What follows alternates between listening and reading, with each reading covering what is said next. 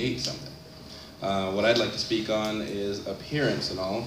I have a background in retail and corporate finance as well, so the environment of that corporate appearance and stage setting is natural to me.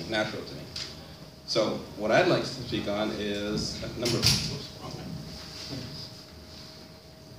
couple of questions for you.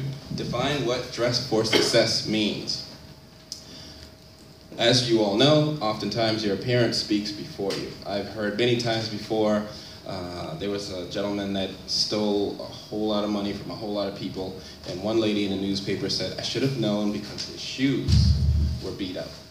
Not his suit, not his haircut, not everything else, his appearance. She was fooled by his appearance, you understand? So 9 times out of 10, somebody's looking at you before, and judging you before you even open your mouth, before you even speak. So your appearance speaks first. Know the work environment, know their corporate culture, and be realistic of your comfort zones. I know people with incredibly deep pockets that could stand less, can't stand wearing pants, so they're in open-toe sandal shoes. So to be wealthy or to be rich does not necessarily mean you're wearing Gucci, Armani, etc. That's a farce. It's irrelevant, actually. But when you're looking and prospecting at a company, whether it's a full-time job or a contract, if you understand, take a minute to learn what their environment is like, you can ease your way into it. Meaning, I knew people that used to try and apply to Delta Airlines. And as you know, they all wear blue, it's all sharp and crisp, so last thing you want is some tropical, floral pattern shirt. You clearly would not fit in, so pay attention to your image, okay?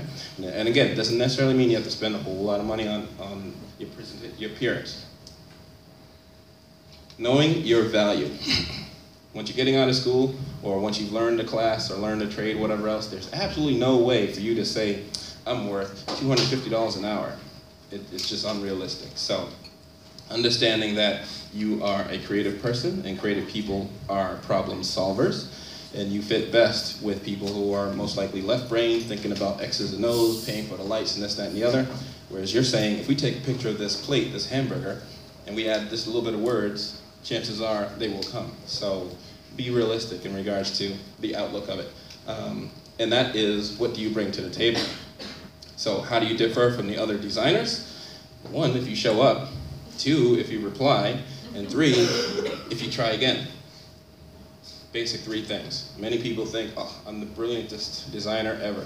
You should be, thankful to be in my company. That's unrealistic. And what are my expectations of the outcome of this contract or work agreement?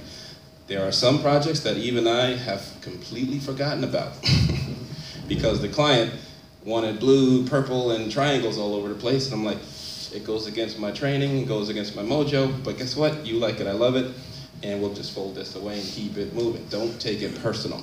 Make sense? And that goes back to how you differ from other designers. Some people stall thinking that their design is the all end all, and that's not necessarily the case.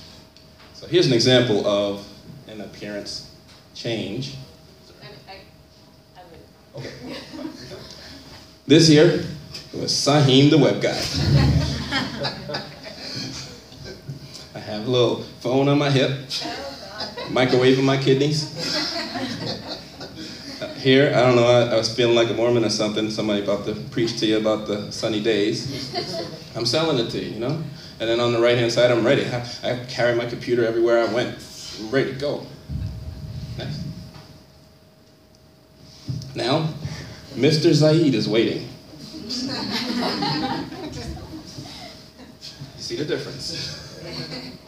It's not Gucci, it's not Armani, it's not whatever else. I have the sport attire because I'm assimilating or acculturating. I'm fitting in to their environment. I grew tired of going to these golf events and standing around with my soda, because I don't drink.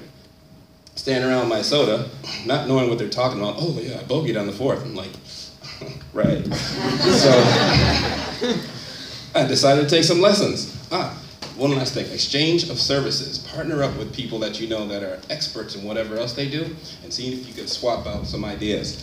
My trainer is a PGA golf pro, ranked at 15, blah, blah, blah. But guess what? He taught this gentleman a golf swing, and that gentleman is trying to get paid off of that golf swing. So he told me, Sahim, if you can help me out, I'll teach you the game of golf, because he's trying to get money off of my lessons. So you never know where these opportunities come from. So yeah, Mr. Zaid is waiting. This is real quick, I'm wrapping up. So from your appearance to your work, before and after, and you can just flip through any of these. Before and after. I'm clearly the corporate designer. Again, that's their culture. That was their culture, feel good, Jimmy Buffett, blah, blah, blah. But I'm like, yeah, you all about to get bought if you keep playing around like that. I've worked in corporate finance and I've seen big fish eat little fish. And this changed everything. Say what you have to say, etc. You can go on. Yes. Same idea, corporate, for architects and designers. Mega yachts. Now again, this isn't so much of, hey, look, I can create pretty pictures, but it's, look at how well you communicate the big idea, the wow effect, and your screen is your, I call it real estate. So how much of that, this is back in my Flash days, I thought I was like the coolest. But now I realize that it's all about pictures, it's all about the emotive content, and so on and so forth.